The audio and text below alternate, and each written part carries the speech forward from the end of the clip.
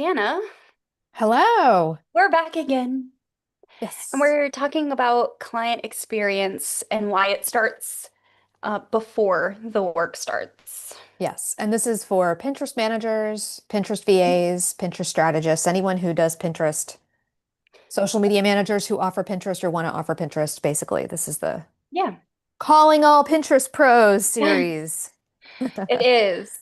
Before we dive in, I was actually just working on this today, so this is really super timely. I did not mean to work inside of my HoneyBook platform for like 3 hours today, but alas, it's done now, and I can sleep easier knowing that this process is set up and more streamlined. But a big misconception when people think about, client experience is how they deliver service. Right. And it's so much more than that. It really does start before and even after the work is Hmm. done, is when Yeah. it obviously ends.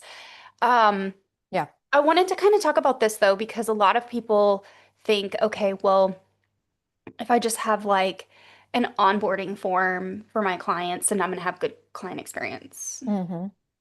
But I think when people are investing in you and they're investing high dollars into a service, Hmm. and especially like monthly for a Right. long A time, retainer. They're committing, right? yeah, they're committing financially to your business for their Hmm. business. They want to feel ease, Right. want to feel excited about doing that. Yeah. And safety, confidence Mhm. that they've made a good choice. Yeah. Yeah. So that's kind of why I wanted to chit chat about this topic today. And um, a lot of people might feel like, oh, well, my processes are, I need a new system or I need a new tool or I need this or I need that. You really don't. It just depends on what you kind of have going on in the back end. I personally use HoneyBook. Hmm. Um, I was just recently made aware if you don't live in the US, you can't use HoneyBook with foreign currencies. Oh, Hello. okay. But I've been using this tool for 5 years, I think, and I don't really want Hmm. to switch right now. I use it for proposals, for emails, for lead forms, for Hmm. scheduling. Like it's my all-in-one CRM. Hmm. But if I were to just say, okay, well, a great client experience is just my onboarding form. Well, Yeah, that was in just ClickUp. A Google sheet or a A Google Google form. form, right? For Hmm. me, that Or a was in ClickUp form. ClickUp. Hmm. And I've personally been feeling like things are just a little too clunky and spread out. So that's kind of what I wanted to talk about today and why Yeah. this can weaken your trust with your client. Hmm. And it could lead to no referrals from them or lack of repeat business, even if they just feel like you're not in it fully. Yeah. Yeah, and those things are concerns for sure. Like you want to get referrals from your clients, especially when you work, when you're doing done for you work, you don't have that many clients. Yeah. So let's say you have 5 clients at a time. If you have one person that isn't having a good experience and isn't going to send you referrals, that's like a 20% drop, right, in your potential referrals. So that's problematic. And it's problematic if they don't re-sign with you. That's going to be hard for, well, like let's back up a second. I know you're starting to run a program pretty soon, and the wait list is open Mm. for Pinterest managers, and it's for Pinterest managers and Pinterest pros who want to double their revenue without doubling their workload. And re-signing clients is one of the best ways to, it's one of the best strategies is like re-signing good clients. If a client's doing like if you like working with a client, like it's such a no-brainer to re-sign them, and it's going to be so much easier to re-sign a client that's happy than it is to go out into the world and find a new client. So that is all really good, but I also want to like connect this for a second back to one of the things we talked about a few live streams ago. And if anyone didn't catch that one, you might want to go listen to it, where we talk about what to do when I forget how we positioned it exactly, but basically like when a client is not happy and they're like saying they're not getting results fast enough. I think that's what we were talking about. That feeling I remember by of being a Pinterest manager or a Pinterest strategist back in the day where the client is unhappy with the results is the worst feeling. It's like I feel like that is worse than thinking, oh, the person's not going to send me referrals or resign. You know what I mean? Like that's so much the worst feeling. And what we're going to talk about today is really how you go back in time, if you will, even though we can't really go back in time, but how you you go back and make it so that doesn't happen because it like that happens for a reason. It's not just because of like Pinterest is slow or the client's unreasonable or whatever, right? Like there are reasons that are almost always related back to like your onboarding process. We use that term kind of loosely. You'll talk about more about what you mean by that because it's even before the onboarding, so to speak, that make it so that you won't have to experience that or experience it as often, right? Yeah. Um, and if you do experience it, I know one of the things you're doing inside this program is helping Pinterest managers and pros who do have clients who aren't happy for whatever reason, like navigate those difficult discussions and stuff. But like we can actually nip them in the bud before they even get to that point by looking at this process that we're talking about today. So Yeah. just wanted to throw that out there and kind of like set that up that way too. Yeah. So it really starts with the lead form that someone would fill out to even talk to you. So most Yeah. of us have some sort of initiation process when someone comes to us and they're interested in working with us. This process can be housed in Google Forms, it can be housed in ClickUp Forms, it could be a Jot form, it could be HoneyBook, Dubsado, Moxie, whatever it is that you want to use. Hmm. But it probably should start with that lead form. And the lead form needs to collect the right amount of details to give you an idea of what they need and what the project potential could be, while also not overwhelming them with everything that you need to know up front. Like you don't need Yes. to know every little detail about their business. My lead forms are generally name, website URL, Pinterest URL. I even on some of my forms today, I put what's your Instagram URL because some of the strategy, especially with Pinterest these days, is repurposing some video content. So I need to go vet that and see what Yep. that looks like. Yep. That's not on all of my forms, though. And then there's questions like, on ads, it could be what kind of goals are you hoping to achieve? Hmm. For organic, it could be, what URLs do you want us to start with first? Yeah. So your lead form, though, should not be mixed with your onboarding form. Those are two different things that the client will fill out. Now, some Mm, of those yeah. details might overlap and you might collect them twice, but that's okay. Hmm. Just don't overwhelm the client up front. And then don't forget to set up an email that Hmm. goes to them as soon as they fill out the form. So my process might look different than your process. A lot of people don't care to do any discovery calls at all, but maybe you do. So how do you set that up? So I want you to think through what is your ideal lead form process? Hmm. Map it out on paper and then figure out how you're going to use your resources, your tools to bring that to fruition. But the lead form, that initial contact, should be so easy. You should be able to collect all the information that you need Yep. prior to starting a project. And it should make the client feel like, wow, that was so easy. Yeah.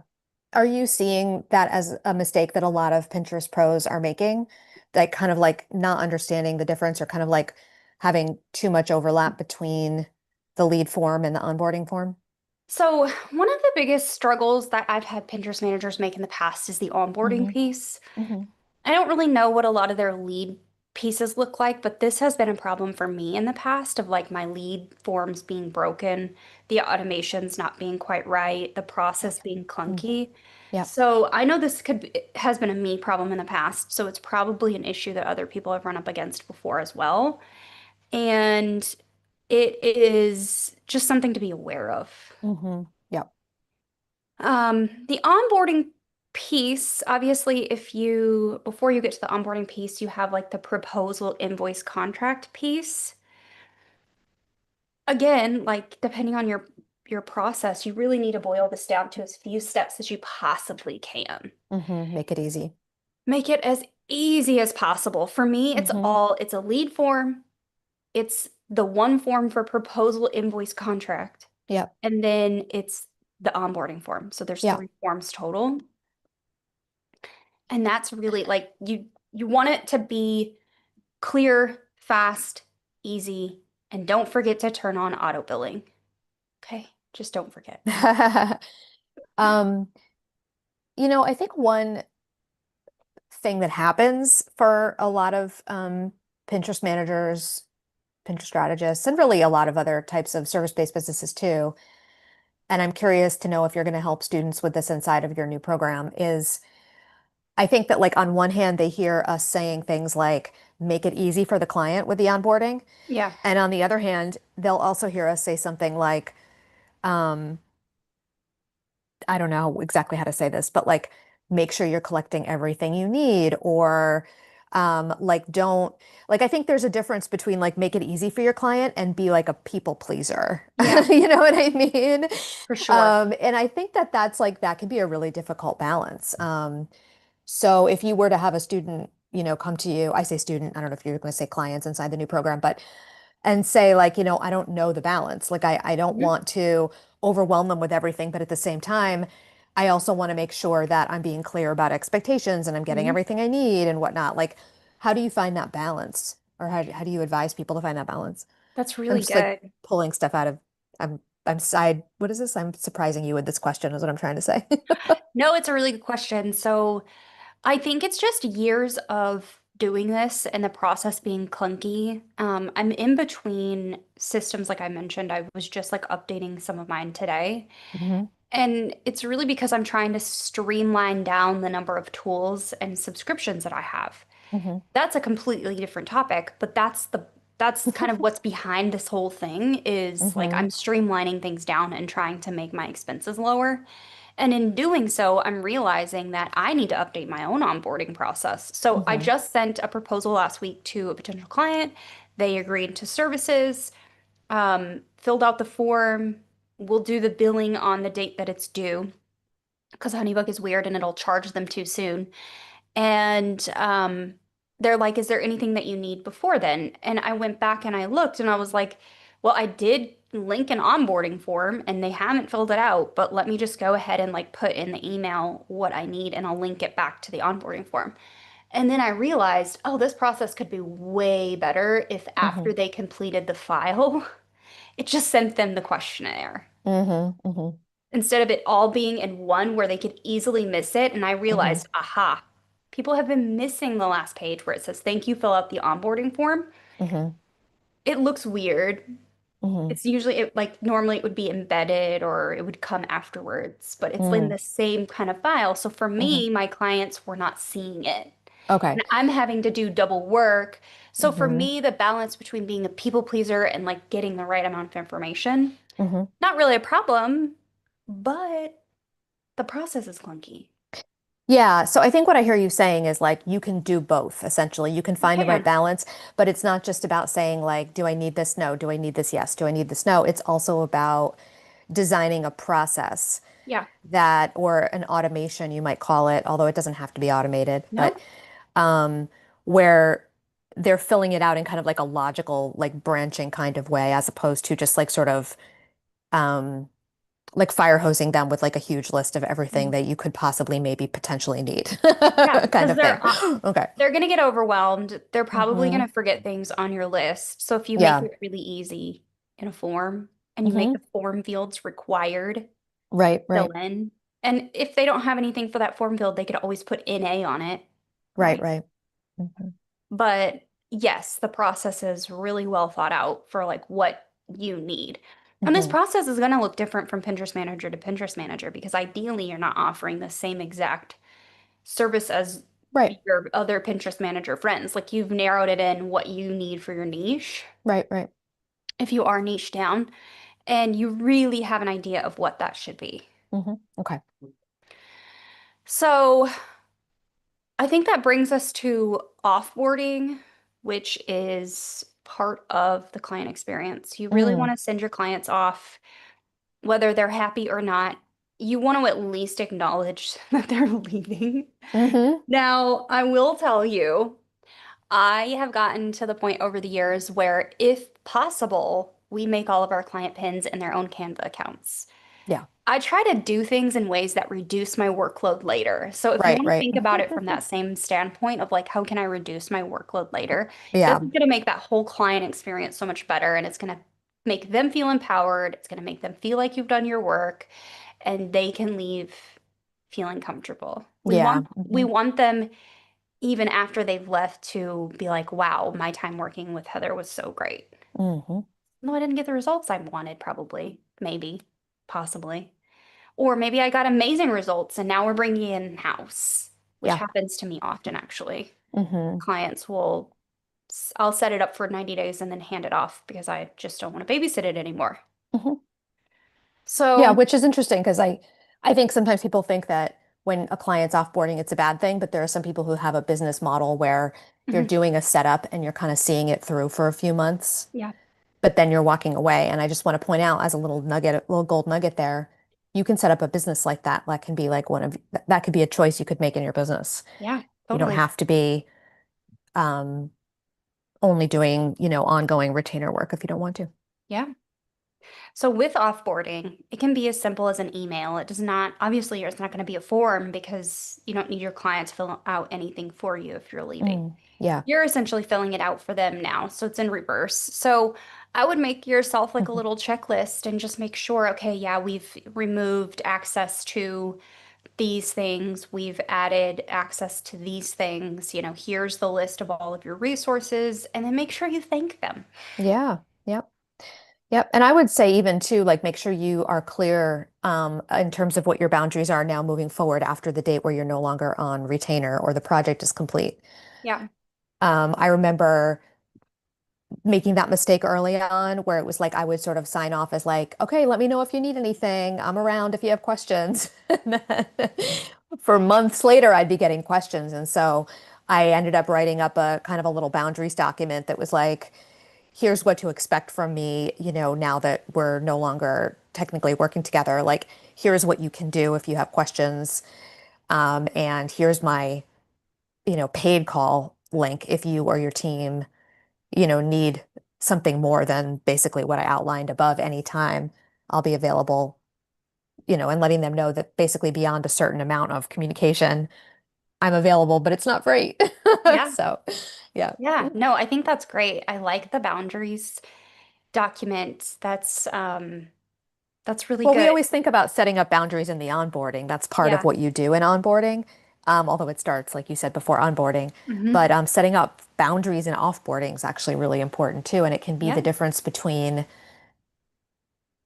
having a good relationship moving forward with that client, Hmm. and having a not so good relationship. Because if you don't say to them, if you don't define for them what is appropriate amounts of support after you're no longer working with them versus where they need to like, pay for a call with you or whatnot, and if they're unclear on it, then when they ask you a question and you don't answer or you answer in a very not thorough way or something, it's confusing to them and they think like, oh, she's not present anymore with this. And then they don't stay in touch with you. And then you don't get referrals. And then you don't get to Hmm. find out what successes they've experienced with their account since you set it up for them. And those can be, huge growth levers for you when it comes to Yep. doubling your revenue without doubling your workload. So it's important, I think, again, just to like set those boundaries on the way out the door too. Yeah. So, So the process and like the recurring messaging here throughout all of your client experience touch points is really that it should feel smooth, intentional, and easy for everybody involved. And this is mhm. something that you should map out in advance, Yep. plug into your ecosystem, test it, make sure you test, fill out the form for yourself, and make sure you get the emails, and then send yourself a proposal and open it up. And make Hmm. sure, like, if you fill it out and you book a service, it sends you the email, the Yep. emails. Like, test the whole thing. But Yep. if you have a clunky process, it could feel like your clients are having to babysit you because they want to know what's going on.